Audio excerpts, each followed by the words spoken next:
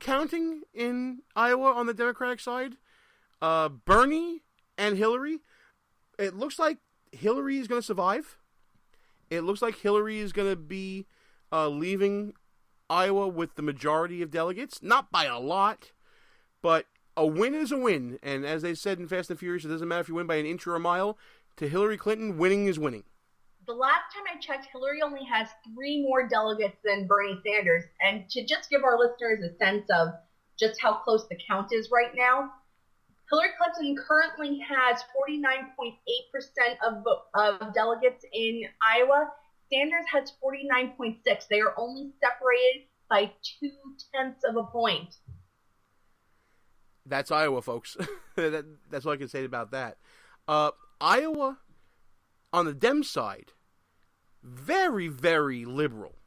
43% of the voters who show up to caucus self-identify as socialist. Self-identify as socialist. The fact that Hillary is going to get half of the delegates out of Iowa, probably a miracle and a half to her. But think about this, folks. This time last year, Hillary was polling over 60. Bernie Sanders hadn't hit double digits. My, oh my, how times they are a-changing.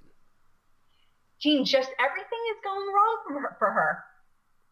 It really is. Bernie Sanders is to Hillary Clinton what Ben Carson is to Donald Trump in a way. He's the anti-Hillary, and for a variety of reasons, people are shying away from her. Maybe it's because she is part of the Democrat establishment, though I prefer to think it's more due to the fact that we cannot trust her because of her email situation, but she keeps on giving voters a reason not to support her. If you look at the entrance polling, the trust factor weighed heavily on voters in Iowa. But also, here's the thing that I see.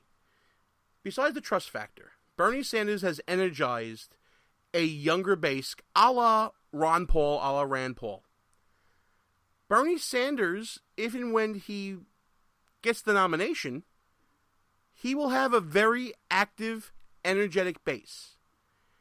If and when Hillary Clinton wins the nomination, does that energetic base that Bernie Sanders has created fall by the wayside, a la Ron and Rand Paul for the Democrat side? I'm going to say yes, it does fall by the wayside. I really think that a lot of the votes that are going towards Sanders are not as much for Sanders as they are against Hillary. I think the younger people are with Bernie. They like him a lot. I'm not one of those young people anymore.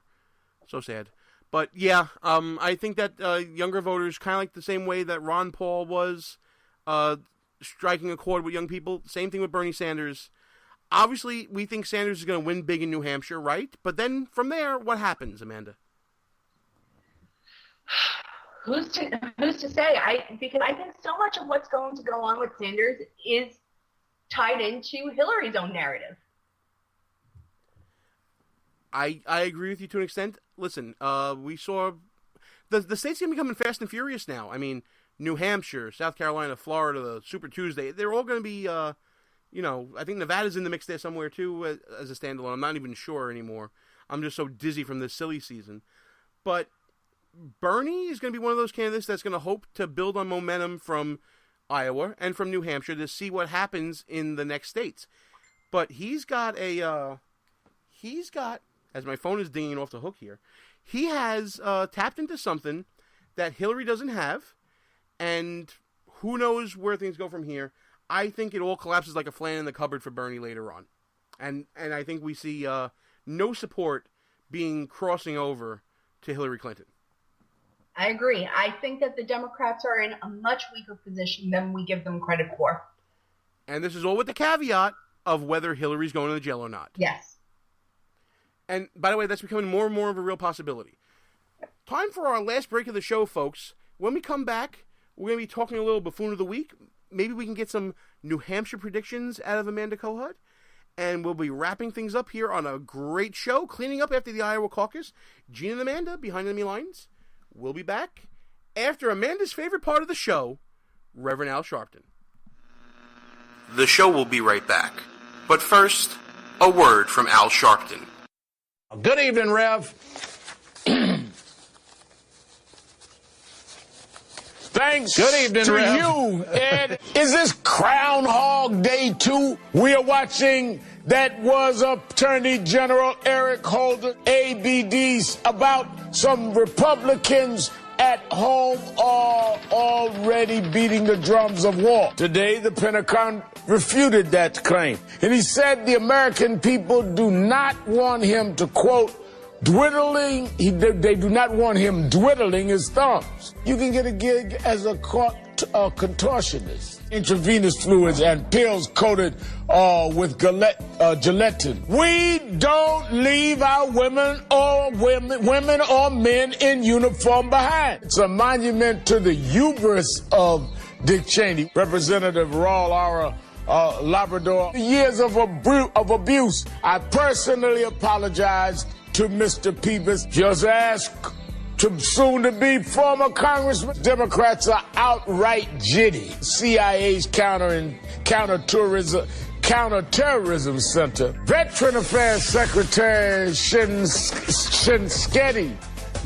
Why do I always mess up his name? Shinseki. I love my critics. I have fun with that. Politics Nation with the Reverend Al Sharpton starts right now. Good evening, Rev.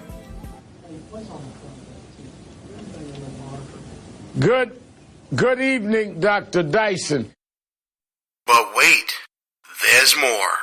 And we will much about that be committed. So there's no real conflict. Michael Druniak,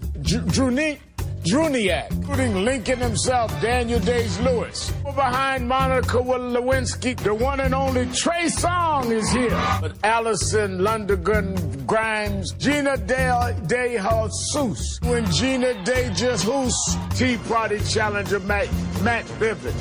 People don't want to have their Social Security overall. The Republican savior, Mark Rubio's big night in evolution and Galileo. I mean, this whole thing of Galileo. America's changed.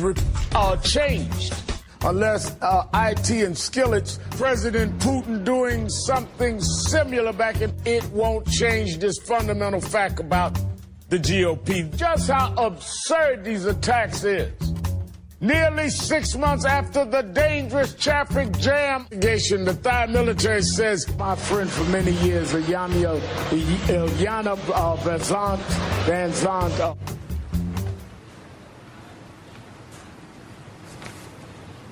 nothing there. And they gave this guy a TV show? Let's get back to our show. Gene and Amanda, back behind enemy lines for our final segment here. A couple minutes before the show is over. Programming note. You may have noticed that we didn't do behind enemy headlines this week with Media Research Center and Newsbusters. We'll be having Dan Gaynor on the show next week. We'll talk about the news coverage coming out of Iowa. It's going to be an interesting discussion to see how the networks lined up with Ted Cruz winning. And then, in a couple of weeks, Behind Enemy Lines is heading back to CPAC, folks. We're going to have a blast there. We're going to be doing a live show for our WNJC listeners at 2 p.m. on Friday, March 4th. That's going to be great. We're going to get some guests lined up for that. And watch for some great content and some great guest announcements, as we always do, coming up on CPAC. Amanda, can't wait to head back home to CPAC. Oh, it's so good to be home with this.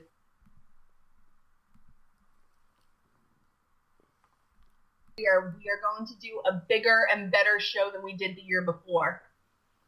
Oh, we absolutely right. We're going to do a bigger and better show. Maybe even a couple of surprises coming out of CPAC. I'm just going to put it out there. You might want to bring your bathing suit. That's all I'm going to say. Ooh, that sounds like it might be a little bit unsustainable, Gene. Possibly. Let's just leave it at that for now. There are things in the works, and it's going to be some exciting stuff. So listen, here we are at the end of the show. New Hampshire's around the corner. Iowa's in the dust bowl, whatever. Give me your predictions for New Hampshire, Amanda, real quick. I want top three. top 3 for New Hampshire. I am going to say Donald Trump is coming in first in New Hampshire. Wow, and that had to hurt you saying that. Yes, it did.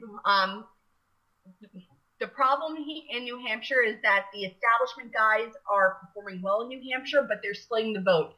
So they're eating up a larger percentage and then splitting it before them. It's clearing the field for Trump. So RCP has been consistently putting Trump in first place. No one's even coming close to touching him. So I feel comfortable saying he's taking New Hampshire. Second, Number 2? John Kasich. Wow. Really? Yes. Okay. He's somehow gotten the momentum going into New Hampshire. His numbers have been going up, so I think that we're going to see him come in second. And third. I can't actually call for one person. I actually think you're going to see a three-way race for third between Cruz, Bush, and Rubio. Interesting. Throwing Jeb ! Into the mix. Yes, Jeb ! Is in the mix. His numbers in New Hampshire have been going up, and this is the sort of state where he would be much more competitive. I think we're going to see his money and his infrastructure put to better use in New Hampshire. So I think that he will be set to surprise us. All right. And by the way, folks, if you want to check out more news and views from Amanda Kohut, go to the Twitters at Amanda Kohut. Awesome stuff as always. Time for the Buffoon of the Week. We got to do it really quickly. This is the first time we're doing it this year. And for those of you who don't know what Buffoon of the Week is, this is the part of the show where we take someone or something from the news and we hold it out to abject ridicule in order to bring a little balance to the world. Amanda, who you got? Gee, I'm going to surprise you this week. Planned Parenthood. Really? Yes. You never struck me as a Planned Parenthood basher.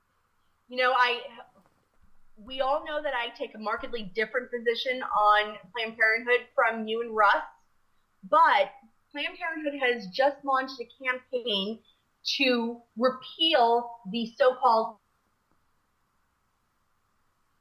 tampon you dropped tax. out there, Amanda. Go ahead. Let me just talk to the ladies for a second about this. Okay. The tampon tax, what is that? Exactly. What is the tampon tax?